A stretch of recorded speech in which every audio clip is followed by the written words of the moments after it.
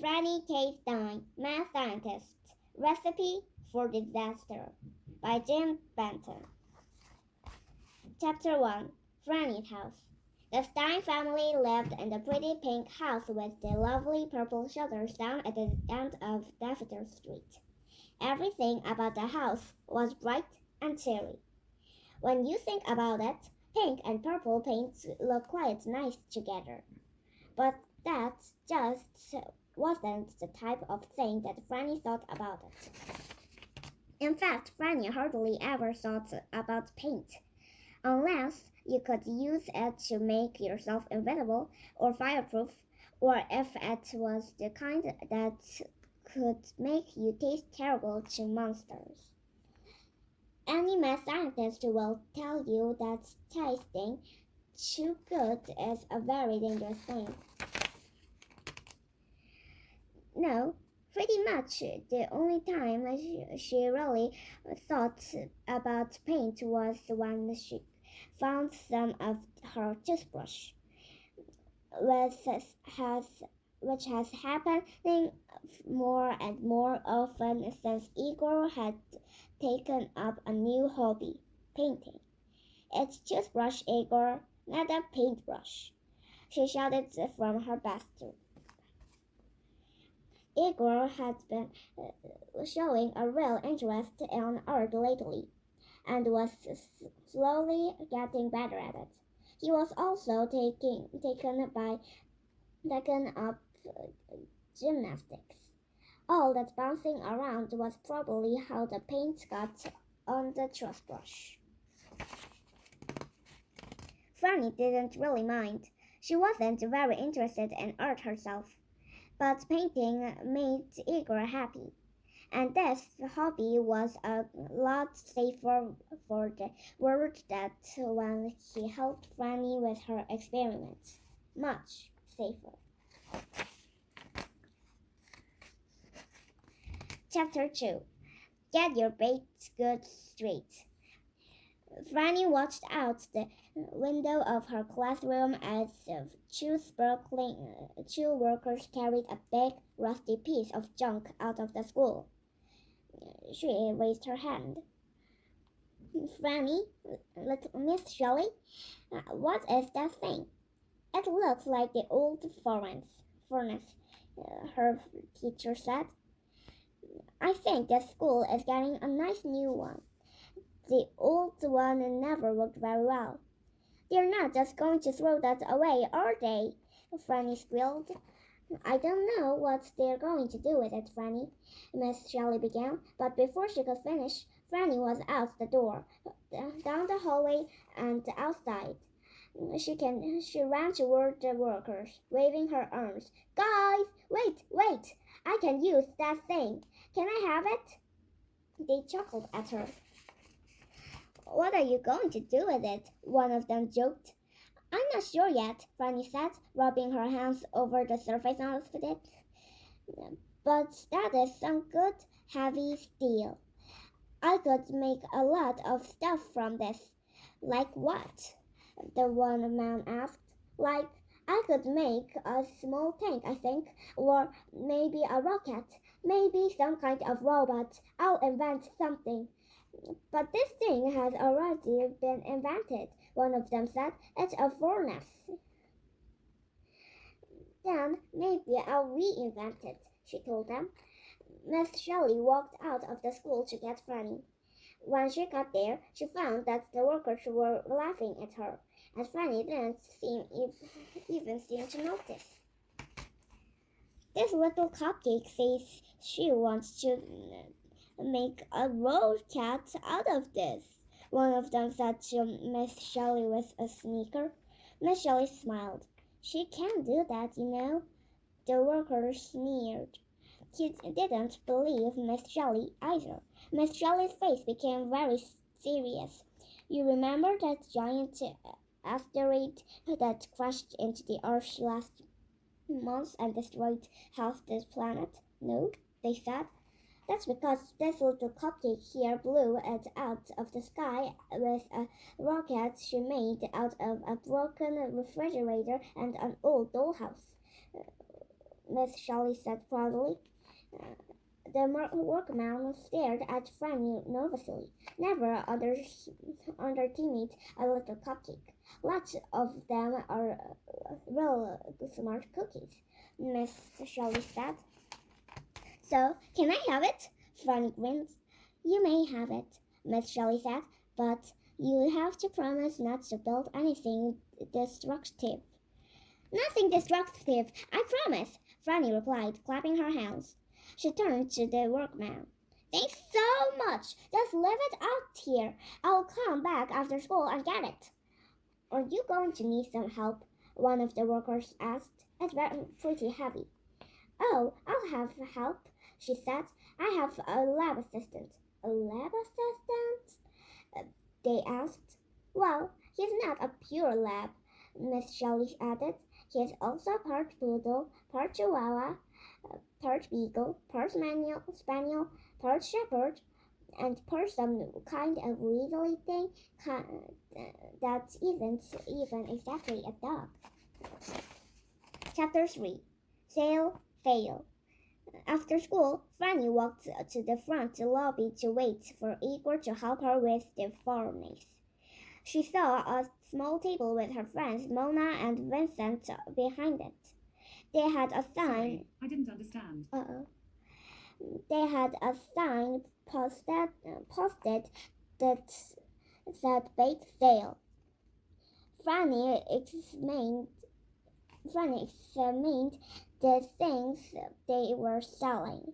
There were some ugly oatmeal cookies, some poorly frosted cupcakes, and a pile of things that she thought were either brownies or chunks of dirt. She picked up a plate and examined the items on it more closely. What are these horrible-looking things? Franny asked. Some kind of giant poisonous washroom? Those are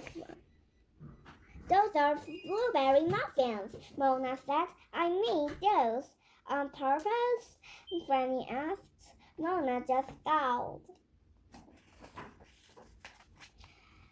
Are you trying to sell this? Franny asked. Yes, Mona said sadly. We're trying to raise funds for the music and art departments. The school never had enough money for instruments or art supplies. Franny thought for a moment. That's probably because that stuff isn't as important as math and science. Franny said. They eyed her angrily. Let me ask you, Vincent said. Where did you learn about gears and guts and electronics and stuff like that? I learned that mostly from books. Franny said. Well, you know deals of drawings and diagrams in the books. Somebody had to draw and paint those, he said. An artist did that. And when you're making your robots or monsters or whatever, do you have music playing in the background? Mona asked. I do, Franny said. The music makes the work easier somehow, and it makes the monsters last bitey. Music, dance, art, entertainment, these things all make the world better.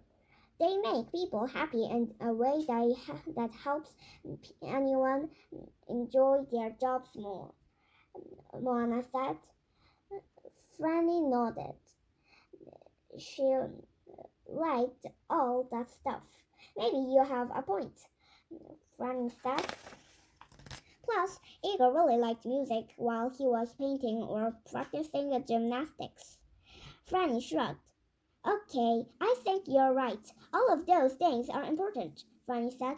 Possibly very important. Igor walked in and skipped up to the bike sale to look at the street. He loved street. And he sniffed around and then tugged on Franny leave to leave. If Igor doesn't want something, that is not a good sign for your bake sale, Franny said. I've seen him eat a pile of dirty socks like it was a plate full of spaghetti. Mona's and Vincent's sad faces became even sadder. Franny couldn't just leave them like that. Okay. Maybe I can bake some things you can sell. I'm sure I can do better than your blueberry poisonous mushroom thingies, she said. They're muffins, Mona said angrily.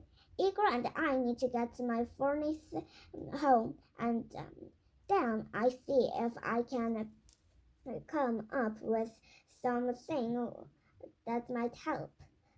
Franny told them. Thanks, they said, and offered her a free cookie. A free roast cookie. I'm good, Franny said. Chapter 4. Evie Bake.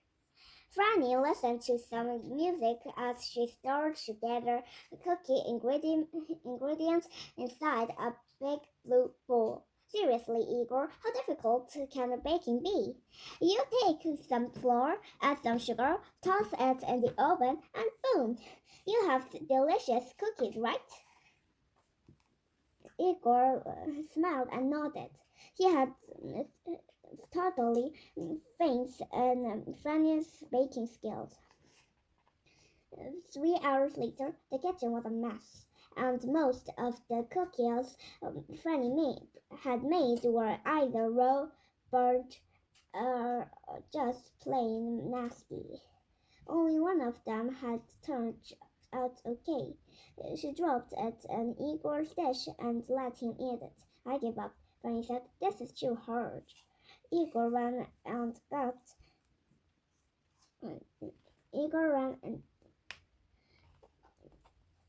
a painting he had recently finished and waved it at Franny.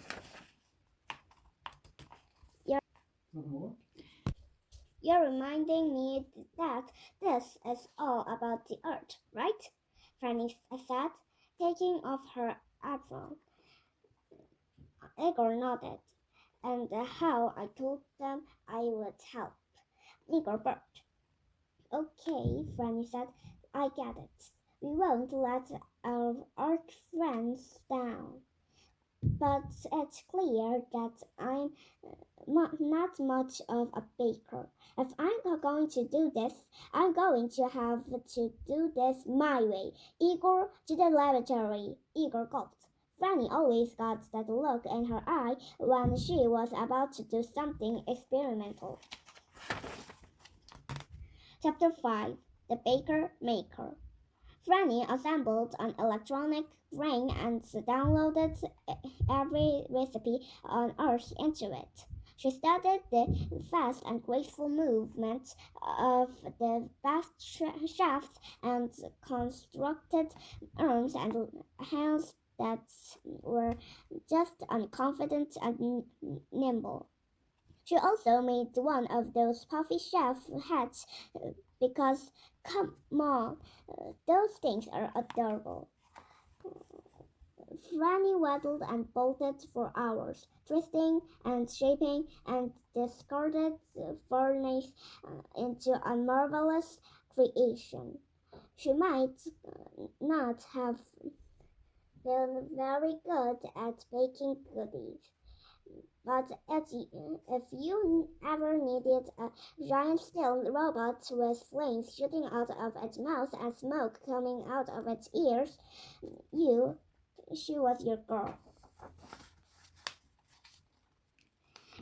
And now this huge monstrosity stood before her, its inner fire burning steadily, patiently awaiting the orders of its creator.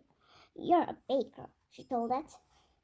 Franny stared into its rusty metal face. I promised that you would never do anything destructive. You got that? The furnace nodded. Good. Now I want you to also promise that you will make the best thing you can possibly make.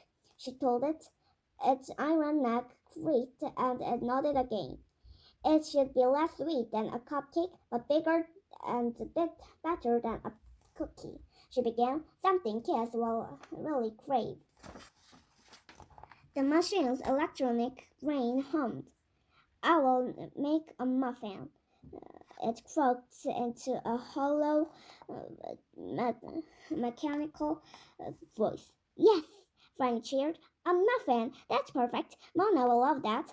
The machine's inner fire crackled and grew slightly. Franny laughed and shouted, I shall call you the Muffin Man. The Muffin Man's internal fire raged and he glowed with heat. As a furnace, all he ever wanted to do was to give kids exactly what they wanted. Now he knew he could be precisely that. He grinned. I want these muffins to be irresistible, Franny said. They need to be perfectly delicious. We need to sell a lot of these things, Muffin Man, so do your best.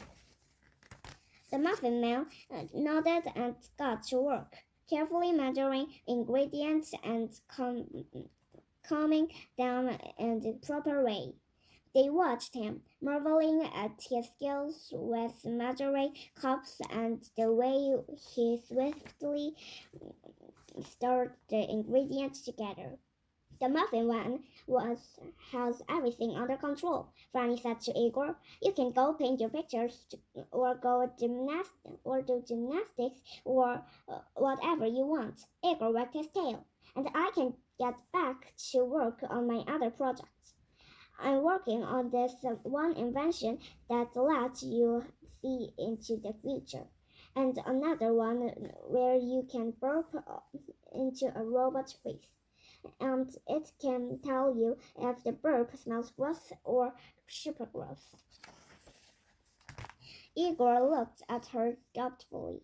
Yeah, you're probably right. The burping one is way more fun. I'll work on that one.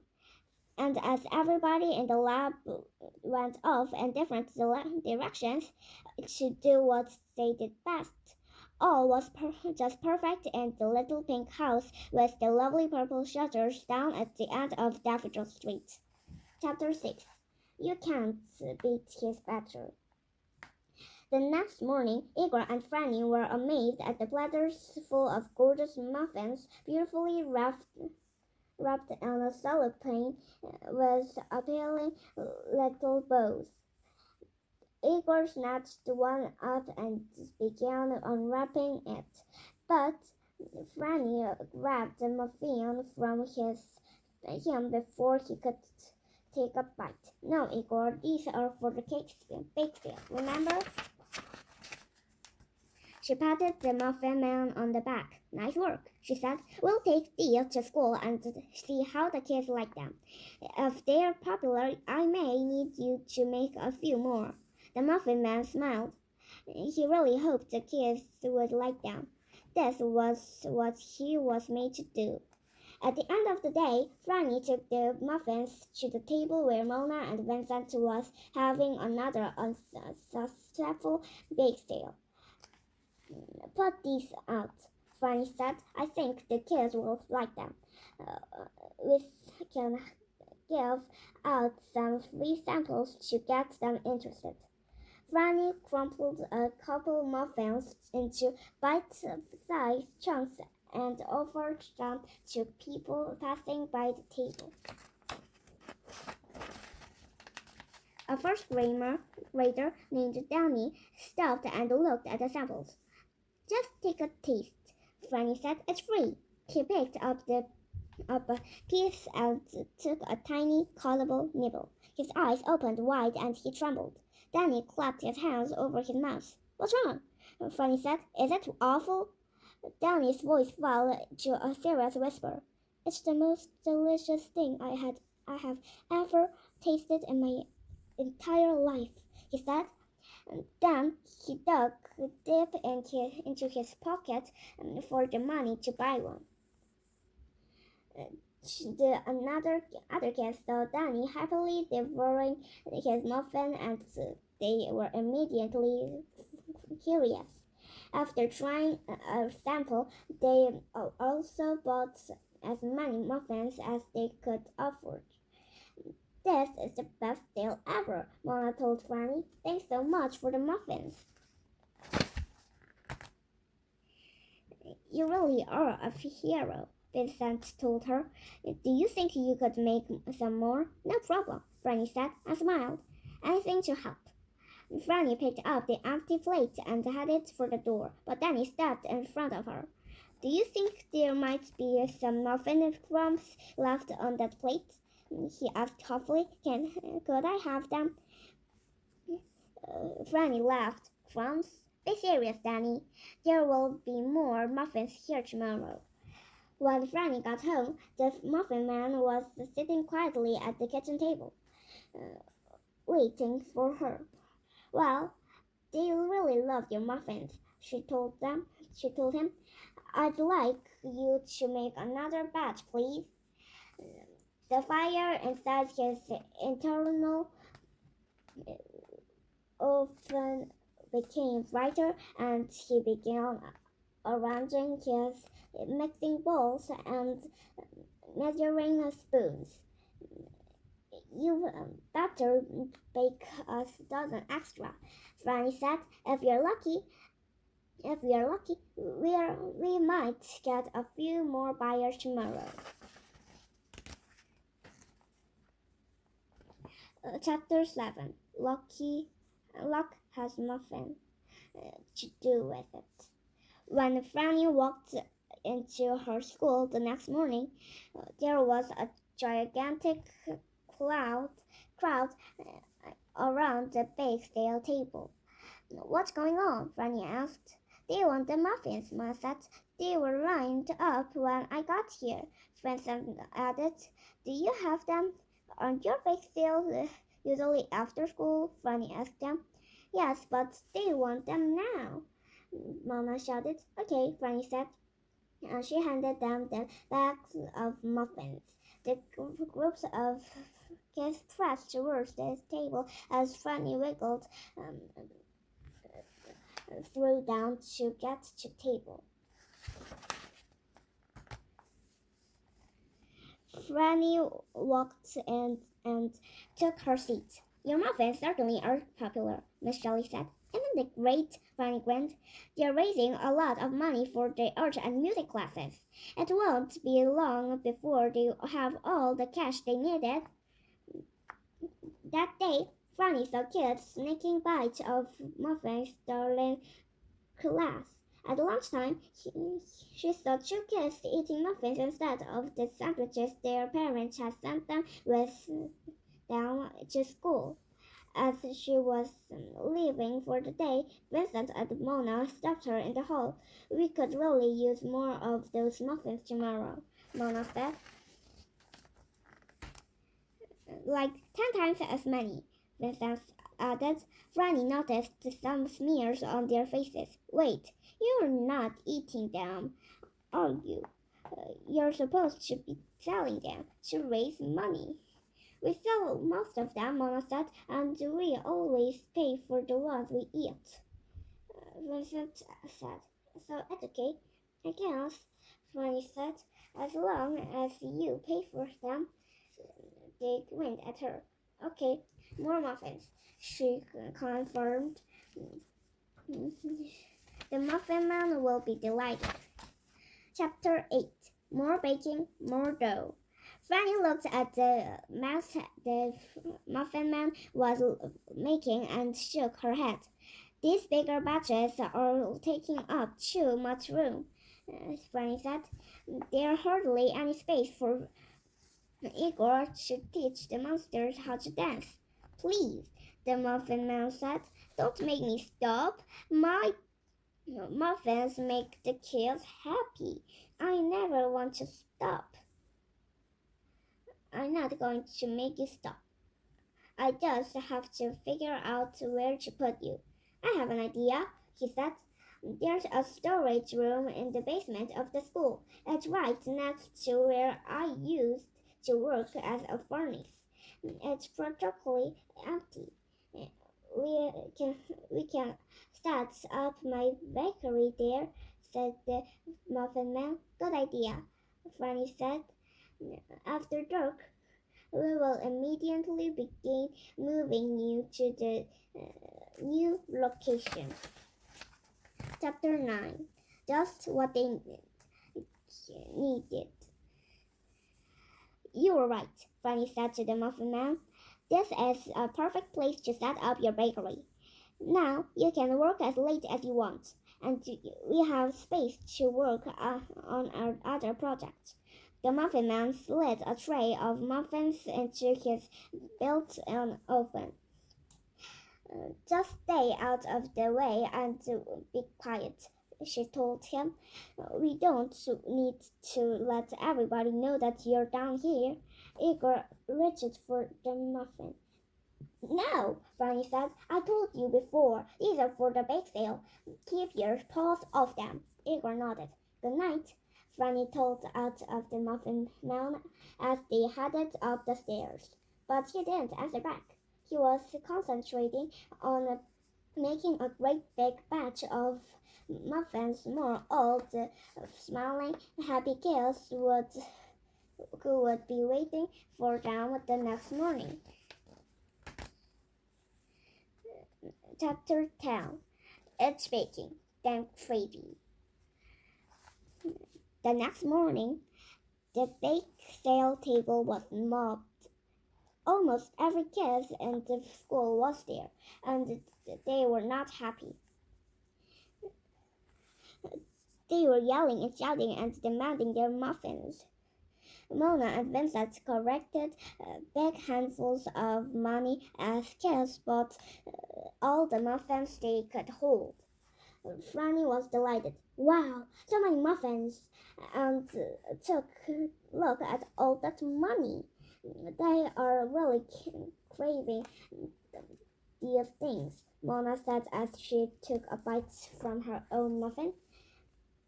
Franny looked around at the kids. I don't think I recognize everybody here. Are some of the kids from other school? Maybe, Vincent shouted above the crowd. At recess, most of the kids sat on the ground or leaned against the wall, eating the crumbs of their shirts. They were too full to do anything. Only a couple of them even talked, and all they talked about was eating muffins. Over the next few days, Franny noticed that most of the kids were eating muffins instead of their lunches. And some were complaining that their clothes didn't fit them very well anymore. The muffin scales just kept growing, and more kids from other schools were showing up to buy them.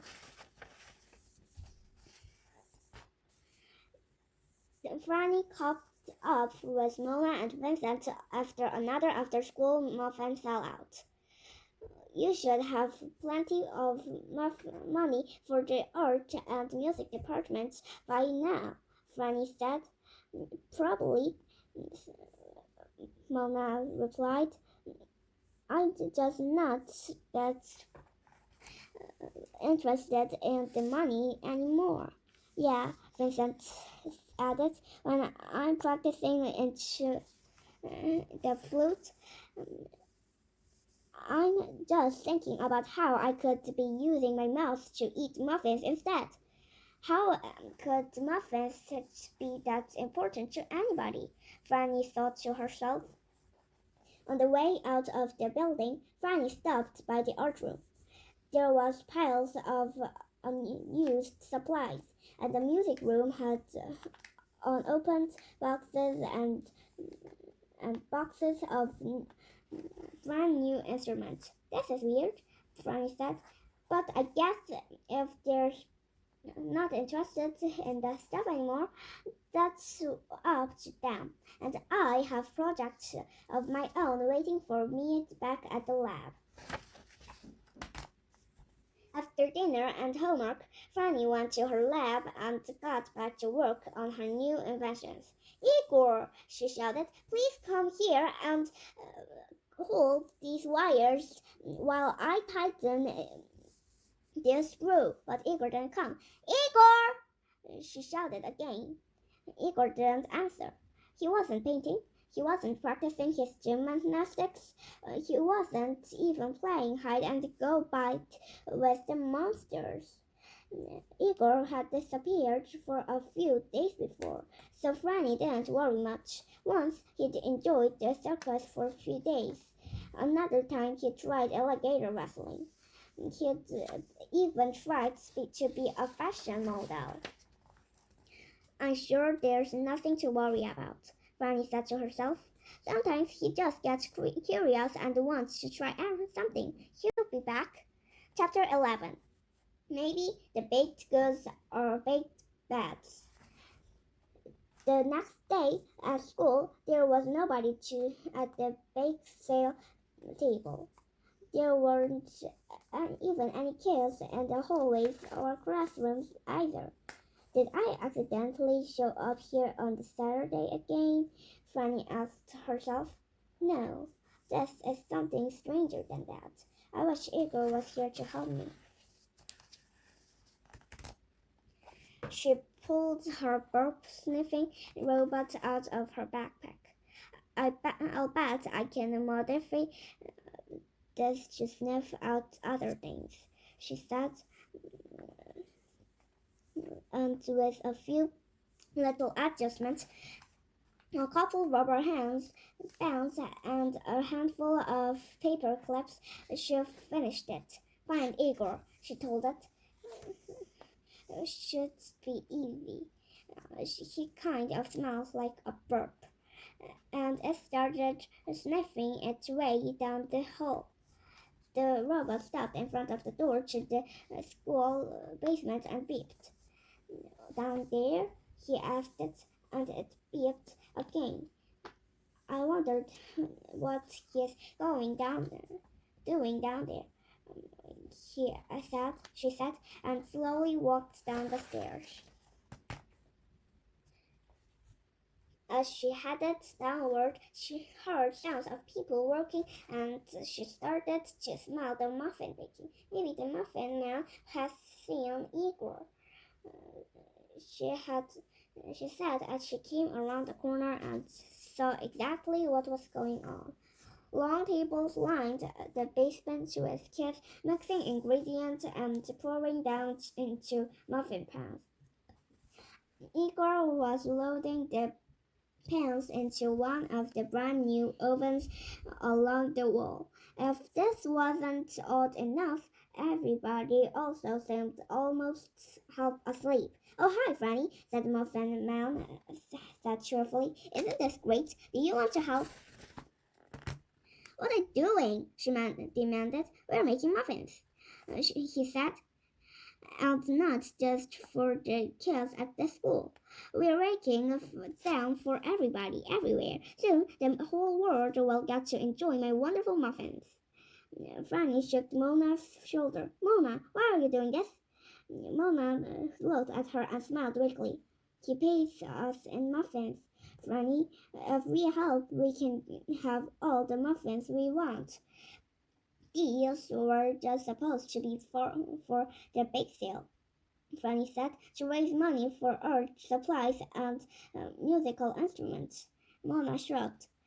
The muffins are the only thing we care about now, Franny. Well, I'm shutting this thing down, Franny said. Right this minute, no more muffins. The kids stopped what they were doing and looked at her angrily. Even Igor growled at her. You don't understand, Franny, the muffin man said. I used to just to be furnished here at the school. I know that I built you, Franny snapped. I did my best to hit the school and make the kids happy, but it was always too hot for some and too cold for others.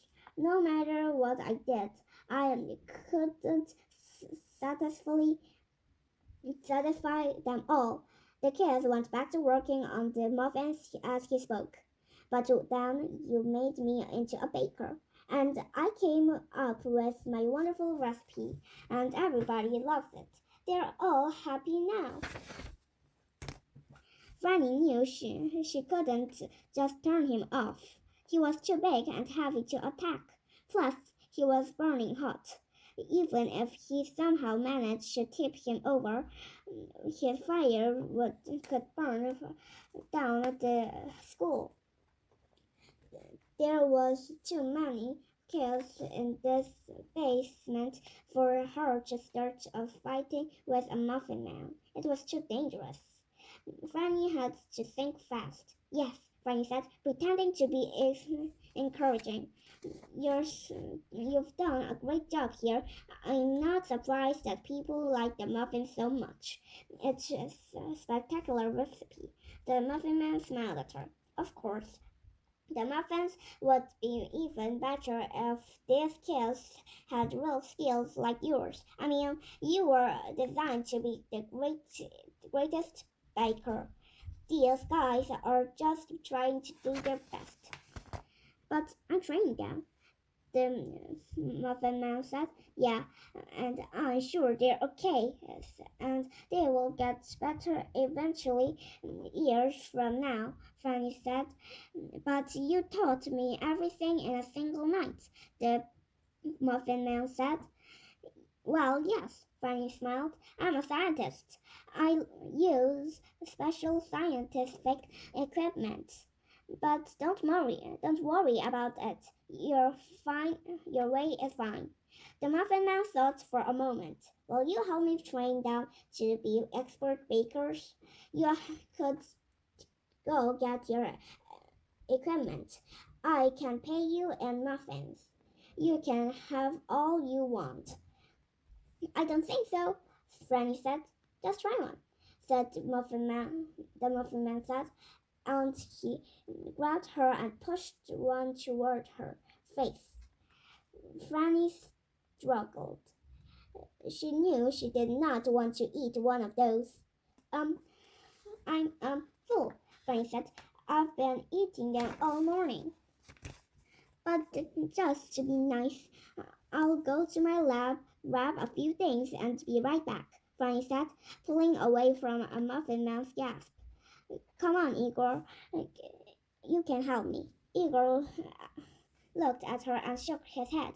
Franny was shocked. Igor was refusing to help her. He had been eating the muffins too. He was under their spell. Oh, I guess you're busy, she said. That's okay, Igor. I can do it by myself.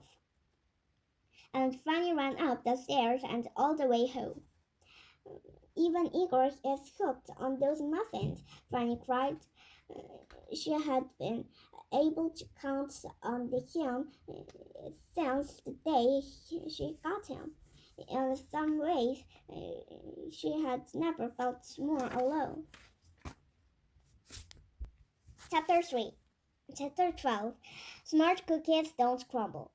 Franny dug through a box of inventions. I have no idea what to do. I mean, my octagoner will turn the muffin man into an octopus. But what if they let him bake things 4 times as fast? She wondered. I could just launch him to the moon in a rocket. But the kids all know the recipe now, and they will just keep making muffins on their own.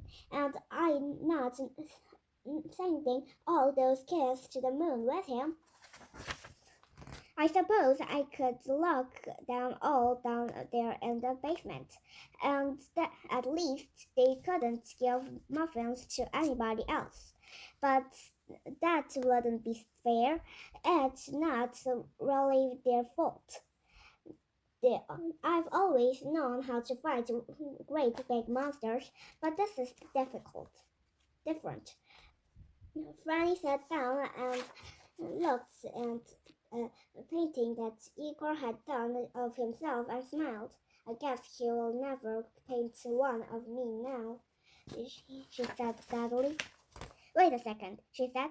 Even if I can't convince them to get rid of those muffins, I might know who can. And in a flash, Franny was running back to a school basement. Chapter 13. Have you seen Muffin now? In this short time, Franny had been gone. The muffins were already piling up in the lobby and spilling out the doors of the school. It wouldn't be long before the Muffin Man really did have enough for the whole world. She made her way back down into the basement. Looks like you are really cooking, she said with a nervous laugh. Igor rolled around and eyed her suspiciously. Muffins were all that mattered to him now, and he knew that Franny could be very tricky. I brought a special helmet, Franny said, pulling the invention out of her backpack. If it will get us download all of your awesome baking skills into the brains of all your helpers here. That sounds wonderful, the Muffin Man said. Who should go first? Oh, anybody, I guess, Franny said. How about Mona? Igor let out a low growl. Franny positioned the helmet on top of Mona's head and smiled at the Muffin Man. Pretty soon she'll be most as good at breaking as you, she said. Mona smiled at Franny and said, That's perfect. I always wanted to be a muffin maker. I thought you always wanted to be an artist, Franny whispered to her, and she shrugged. Igor began to move toward them.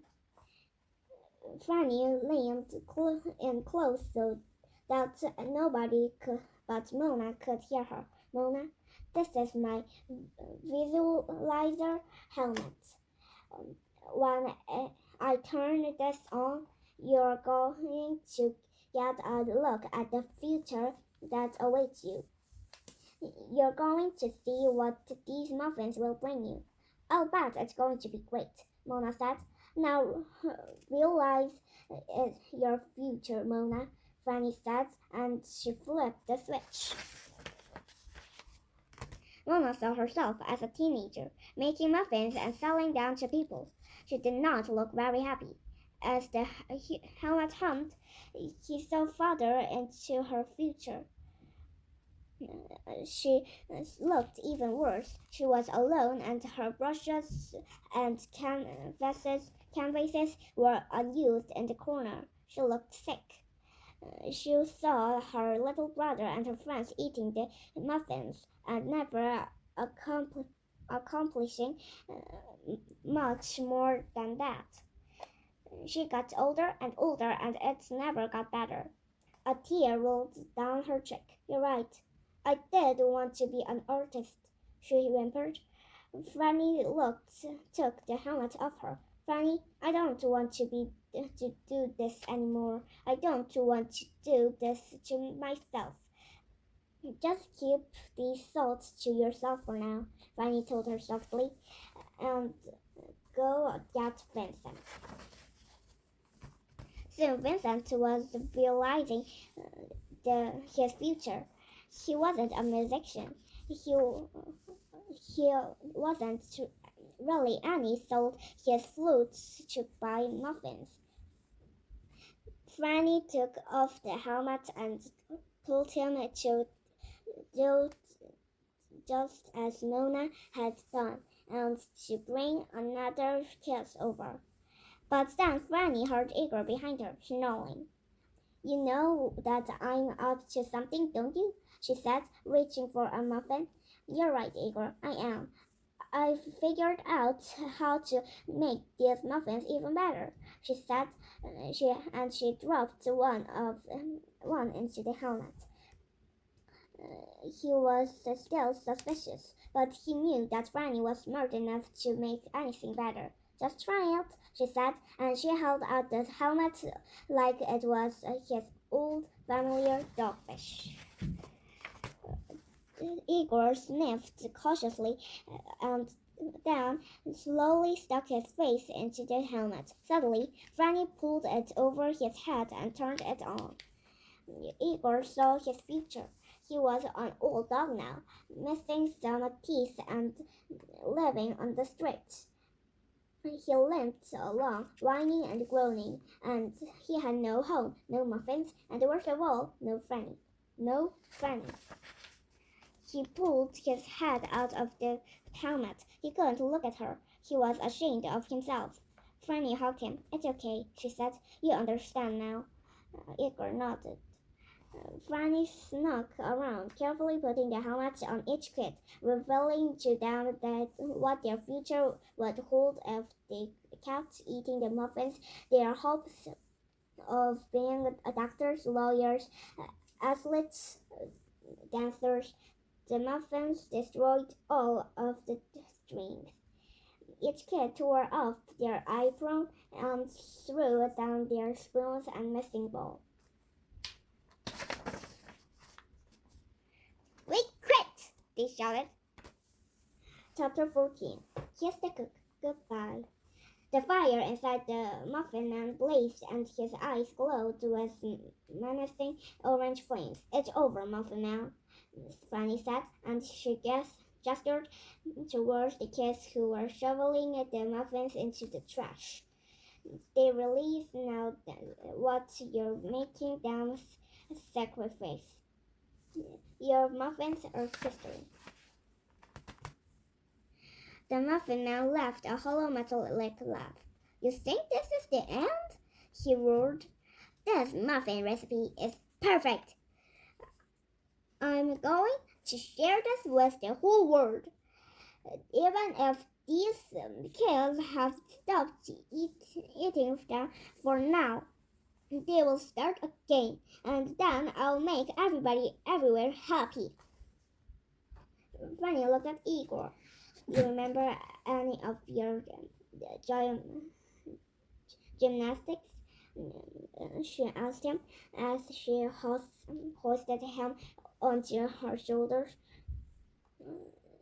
With a jump and a twist, Igor flipped through the air and shoved the humming ventilator helmet down onto the head of the Muffin Man. The Muffin Man stood in a state of shock as the visualizer helmet showed him a vision of his future.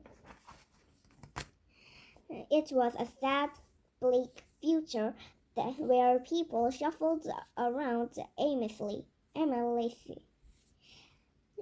They ate nothing but these muffins, and they did it without joy.